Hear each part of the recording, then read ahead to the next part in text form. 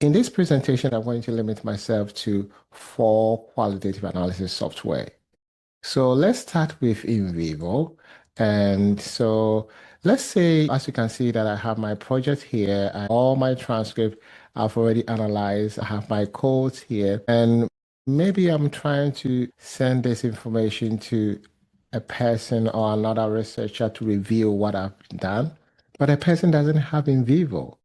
Maybe the person has Dedoose or MAXQDA. When you have NVivo, if you want to export, you go to share and you go to export project, and then you choose REFI and you browse and look for the place to save that. If you want to import, you go to file, you go to open, and then you go to browse. And then when you go to browse, you always have to change here the file information to REFI so that you can look for that information and then open, right? If you have ATLAS.ti and you want to import, you go to File, you go to New, and you go to Import a project, and then click on Import. And then you'll be able to look for the information here. So I think that you don't have to change anything here because it's for all files, and then you look for information to import, right? If you want to export, you can go to File again and click on Export, and then you can click on Export. Click on the second option here, QDPX, and then click on Export to export that information, right? And you can export. So that's how you can do that if you want to import a file or a project from another software, qualitative software, or export it into another qualitative software. Let's go to MAXQDA.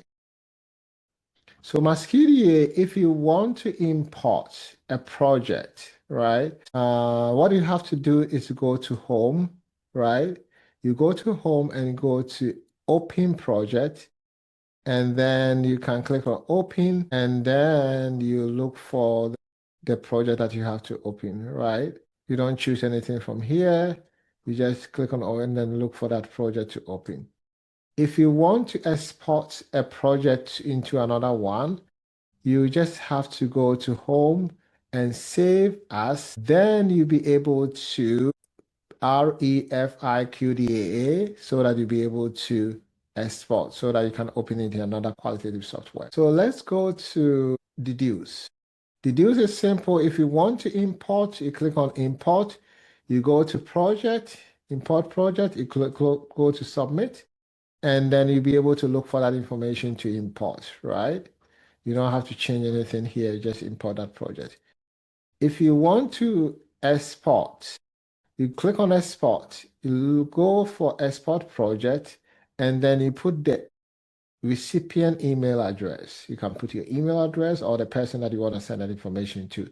Don't provide any password, and you click on Submit, and then you get the link there to export.